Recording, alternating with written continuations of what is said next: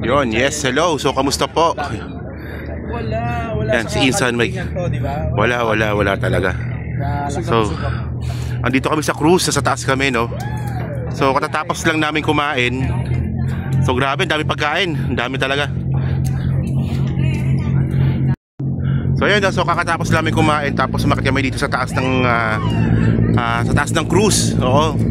So, kita namin yung kung gaano kaganda yung Bangkok, Thailand. Lupit. No? So, alam niyo, no, yung napansin ko lang talaga dito, no, kanina nung habang pasakay kami ng barko, ako yung nahiya sa tourism ng Pilipinas eh. hindi sa panlalait, hindi sa panlalait, kasi totoo naman eh. No, di ba, no? Di ba? Yeah. Kasi habang nagsalita ako, ano natin? Yan, so ito po yung Thailand. Bangkok, Thailand. So, alam niyo mga kababayan, no, yung gusto kong kwento sa inyo. Yan si Arnold Lopez, oh. Actually, no, mga kababayan, yung gusto kong kwento sa inyo, yung napansin ko kaagad, yung pagbaba namin ng eroplano kanina, yung sa airport. So, kanina nga, yung kinakwento ko nga, yung sa airport kanina, nakita talaga namin, ang daming empleyado ng ng tourism na sumasalubong sa mga tourist, no, dito sa Thailand. Na parang palengke, sa totoo lang, ganun kadami pumupuntang tourist dito. Oo, yung mga paparting na tourist, kumbaga merong papel, pangalan Mike Cervera. Pag nakita na si Mike, yung papel tatapon na lang, gagawa ng bago kasi meron silang bago hinihintay. Ganon. So ang layo talaga ng tourism dito. And then pangalawa, kanina nga, no, nung papasakay naman kami ng barko kanina dito, sabi ko, bakit walang ganito sa Pilipinas? Eh, meron naman tayong ilog na pwedeng gawa ng ganito. So sabi ko, kaya pala na hindi masyado pinupuntahan yung bansa natin. Oh, yan sila, oh. Di Chris, oh.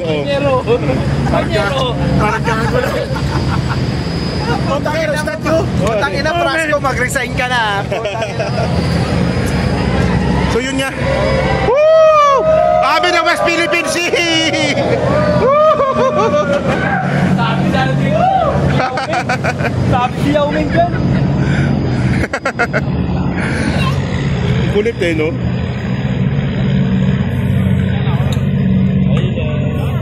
So yun nga yung point, no?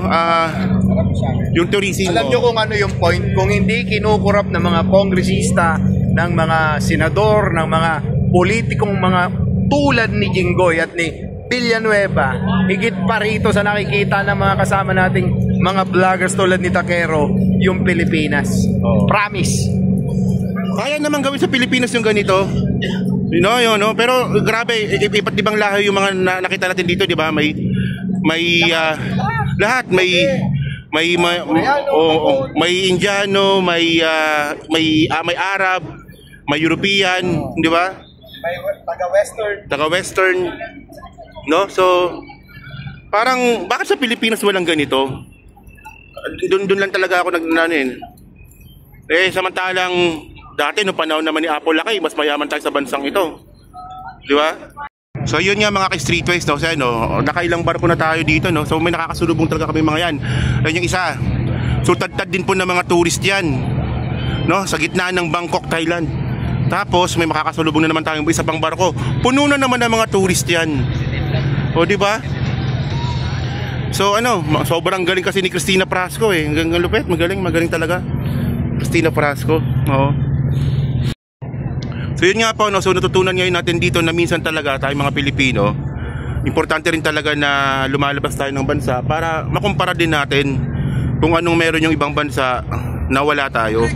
Hindi para i-brag yung bansa natin, kundi para maging inspirasyon sana to, no?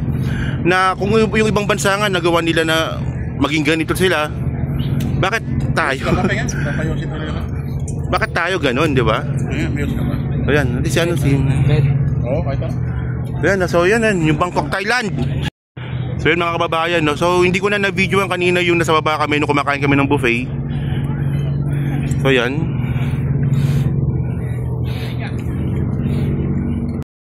Yan, so yun mga kababayan, no? Yan. So nag-vlog lang po ako.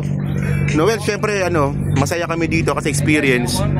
Pero sa kabila nga po nung masaya kami, medyo parang sa Pilipinas hindi ganun. Parang ako lang nakaisip ng ganun dito, pero ganun na naisip ko eh.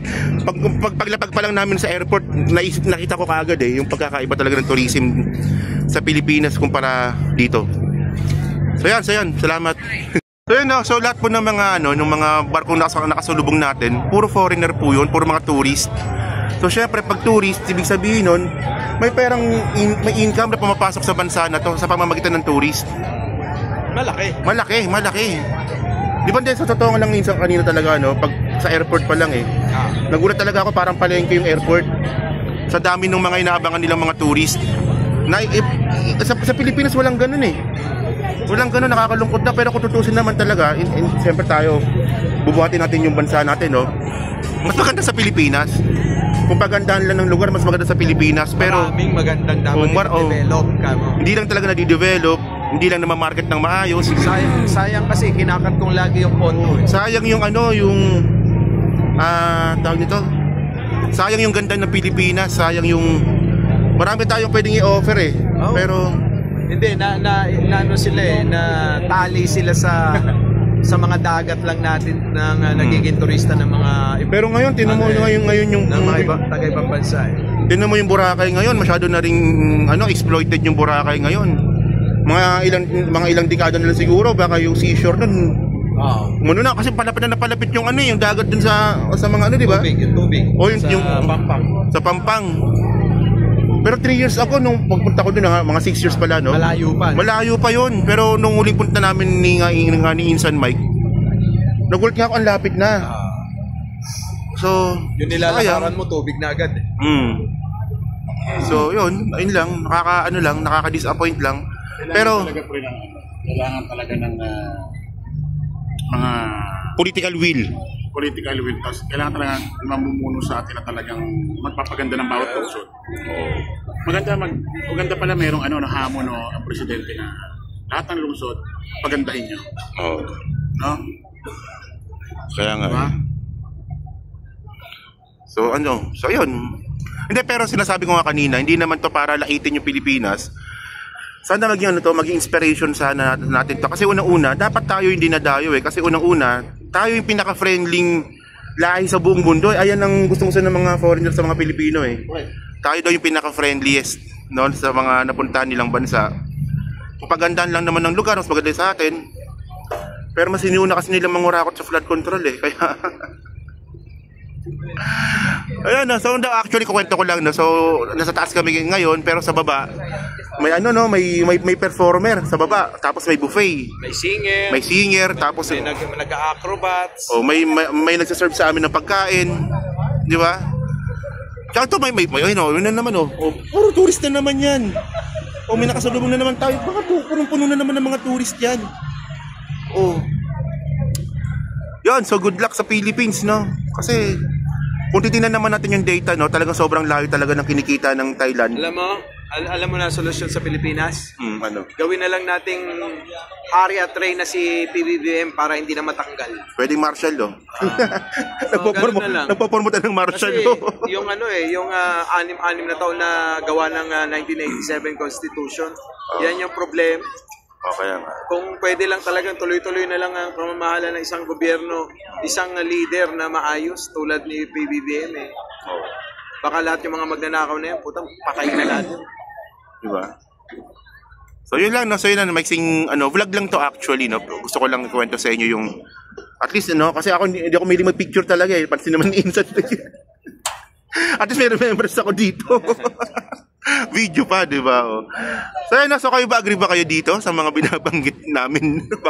baka sabihin, yayabang nyo naman. Hindi, pero importante talaga na napupunta ka sa ibang bansa. At least nakikita mo yung culture, nakikita mo yung kung anong meron sila. Hindi naman kasi kailangan ipagyaman. May tuloy na. Ayan, may tuloy ulit.